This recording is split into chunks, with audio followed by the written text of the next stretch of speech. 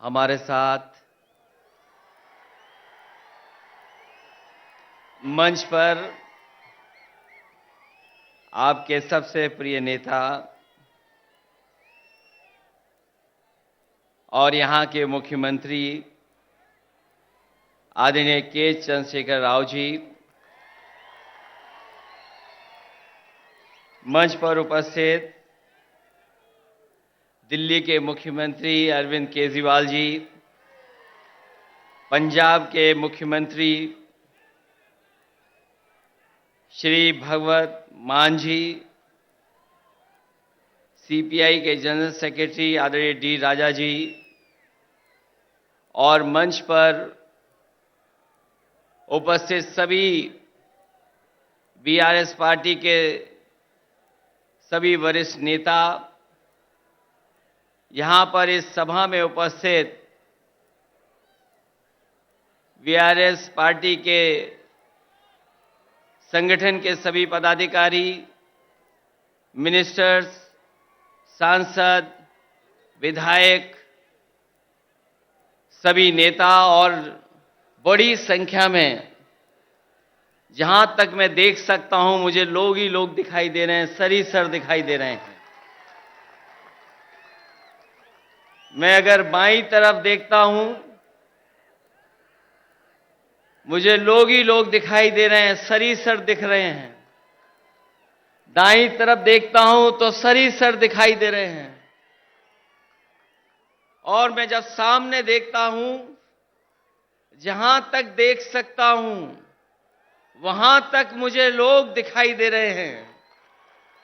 मैं इस ऐतिहासिक धरती पर, खम्मम की ऐतिहासिक धरती पर, मैं आदरणीय केसीआर साहब का बहुत बहुत धन्यवाद और आभार प्रकट करता हूं कि यहां पर इतनी बड़ी संख्या में आपने बुला करके पूरे देश को एक संदेश देने का काम किया है। आज सुबह से लगातार हम लोग काम देख रहे हैं। मैं सामने जहां पर बिल्डिंग में हम लोग बैठे थे, ये इंटीग्रेटेड जो ऑफिस बनी है, कॉम्प्लेक्स बना है, एक ये उदाहरण है सरकारों के लिए कि एक जगह कैसे अधिकारी बैठ सकते हैं और जनता को तकलीफ और परेशानी नहीं होगी, एक ही जगह पर समस्या का समाधान हो जाएगा। ये खम्मम वो धरती है जिसने हमेशा इतिहास बनाने का काम किया है। यहां के लोगों ने बड़ी से बड़ी हुकूमत रही होंगी, ताकतें रही होंगी, उनके खिलाफ अपनी आवाज उठाने का काम किया है। यहां के किसान, यहां के नौजवान, अगर किसान कभी इकट्ठे हुए हैं और अपनी आवाज को बुलंद करना पड़ा होगा, तो यहां के किसान इकट्ठे होकर के अपनी आवाज बुलंद कर करके उस समय की हुकूमत को हिला के रख दिया।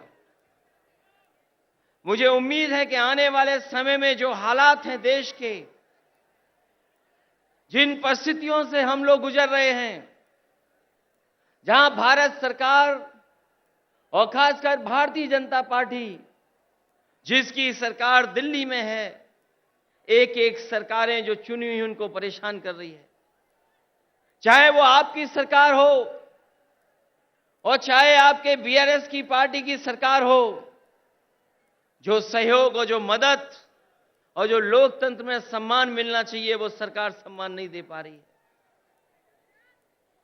समय समय पर रुकावट कैसे पैदा हो, नेताओं को कैसे परेशान किया जाए, उनके खिलाफ क्या साजिश की जाए, उनके विपक्ष के लोग जो उनके सामने खड़े होकर के सवाल पूछते हैं, उनको किस षड्यंत्र से उनको दबाया जाए, उनकी छवि कैसे खराब की जाए, ये भारतीय जनता पार्टी की सोची समझी थी रणनीति के तहत काम कर रहे हैं। जो संस्थाएं हमें न्याय देना चाहती हैं, जहां से हम न्याय के लिए पुकार सकते हैं, उन संस्थाओं को भी दबाव बनाने का काम अगर कोई कर रहा है तो भारतीय जनता पार्टी कर रही है। अभी कल ही भारतीय जनता पार्टी की मीटिंग खत्म हुई है और उन्होंने कहा कि 400 दिन बाकी हैं हमें तो लगता था कि ये सरकार तो वो है जो दावा करती थी कि हटेगी नहीं। अब तो वो स्वयं स्वीकार कर रही है कि अब 400 दिन हैं। जो सरकार अपने दिन गिनने लगे, जो सरकार अपने दिन बताने लगे, समझ लो ये 400 दिन बाद सरकार रुकने वाली नहीं है। अब तो 399 दिन बचे हैं। और जैसा कि भारतीय जनता पार्टी का समय समय पर जो बुनियादी मुद्दे हैं कि महंगाई कैसे कम हो, बेरोजगारी कैसे कम हो, हमारे लोग जो भारत छोड़ करके चले जा रहे हैं, कुछ लोग तो अपनी खुशहाली के लिए जा रहे हैं, लेकिन बड़ी संख्या में लाखों लोग ऐसे हैं जो धन दौलत उनके पास है, वो इस देश में रहना नहीं चाहते, क्योंकि ये सरकार उनको रहना नहीं देना चाहती। इनके पास बुनियादी ठोस मुद्दे जो किसान की जरूरत के वो नहीं पूरे कर रहे हैं।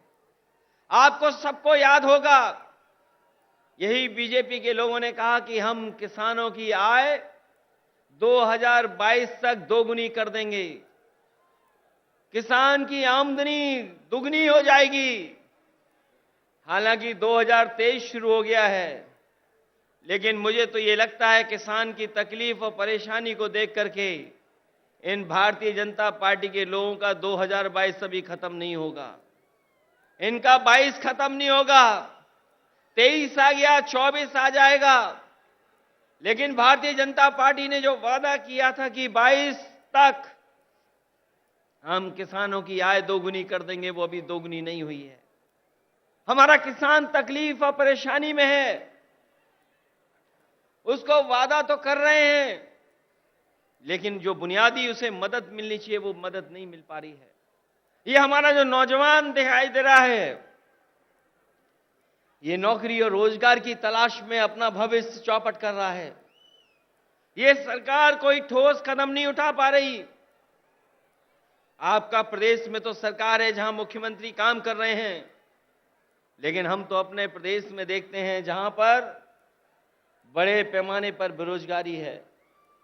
जैसे ही चुनाव आ गया है, इन्होंने तय कर लिया है कि जगह जगह इन्वेस्टमेंट मीट करेंगे और इन्वेस्टमेंट मीट के बहाने लोगों को धोखा देंगे।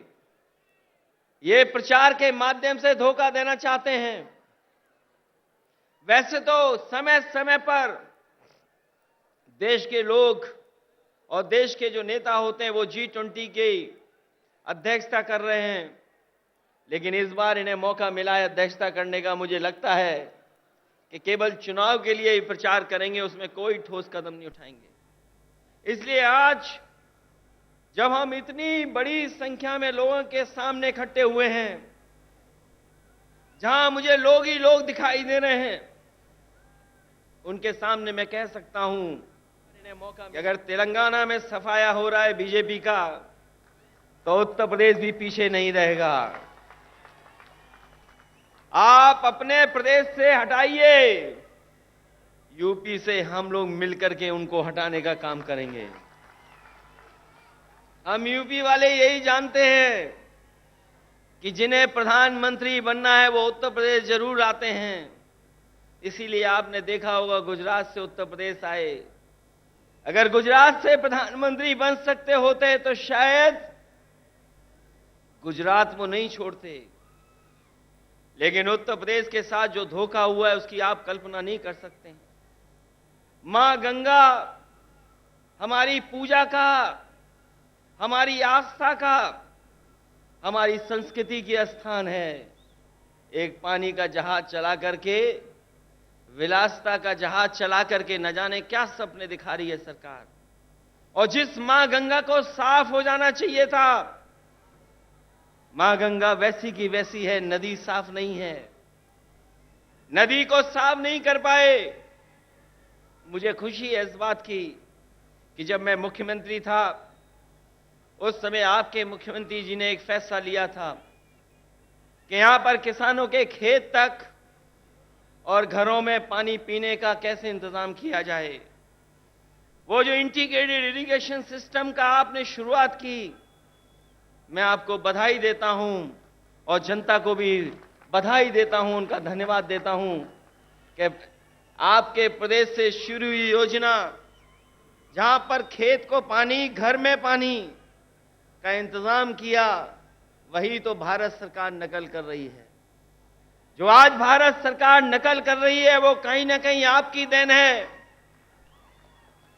जिस सरकार ने एक उदाहरण पेश किया हो, और न केवल इरिगेशन में और भी क्षेत्रों में, मैं ऐसे सरकार के लोगों को बधाई देता हूं और खासकर मुख्यमंत्री जी को बधाई देता हूं।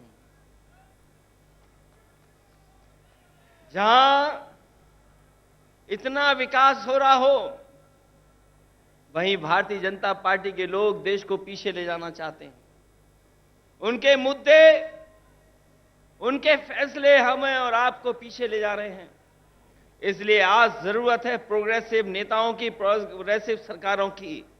और मुझे उम्मीद है कि जिस तरीके से भारतीय जनता पार्टी ने देश को पीछे कर दिया है हर चीज में, हम सब मिलकर के जो मंच पर बैठे हैं और प्रदेशों में भी हैं, जो साथ मिलकर के काम करेंगे तो देश को एक नई सरकार भी और नए तरह का एक प्रोग्रेसिव एजेंडा देकर के देश को आगे ले जाने का काम करेंगे।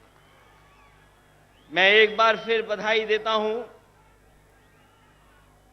कि आपने जितना प्रचार करना चाहिए था, आपने भगवान विष्णु, उनके अवतार भगवान नरसिम्हा जी का जो मंदिर का निर्माण कराया, मैं आपको बधाई देता हूं। आपने काम ज्यादा किया, प्रचार कम किया, लेकिन कुछ लोग तो ऐसे हैं जो काम कम प्रचार ज्यादा करते हैं।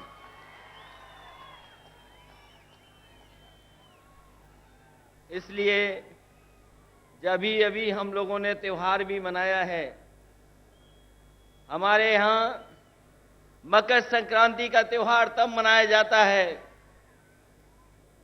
जब सूर्य उत्तरायण हो जाता है। अगर हम मकर संक्रांति मनाते हैं तो देश में अलग अलग जगह अलग अलग त्योहार मनाते हैं। अगर सूर्य उत्तरायण हुआ है तो राजनीति दक्षिणायन चली गई है, और उत्तरायण से अगर कोई चीज शुरू हुई है और अगर दक्षिणायन राजनीति शुरू कर रहा है, तो मुझे उम्मीद है कि आने वाले समय में बदलाव देश में आएगा और देश में एक नई सरकार होगी। ये भारतीय जनता पार्टी के लोग नहीं रहेंगे, क्योंकि इनके पास भ्रम और जाल फैलाने के अलावा कोई रास्ता नहीं है। ये समय समय पर भ्रम फैलाते हैं, समय समय पर जाल फेंकते हैं। ये भारतीय जनता पार्टी भ्रम जाल पार्टी है, इससे सावधान रहना। हम लोग तो सावधान कर ही रहे हैं, लेकिन आप लोग भी सावधान करना, जिससे देश में एक नया परिवर्तन आए।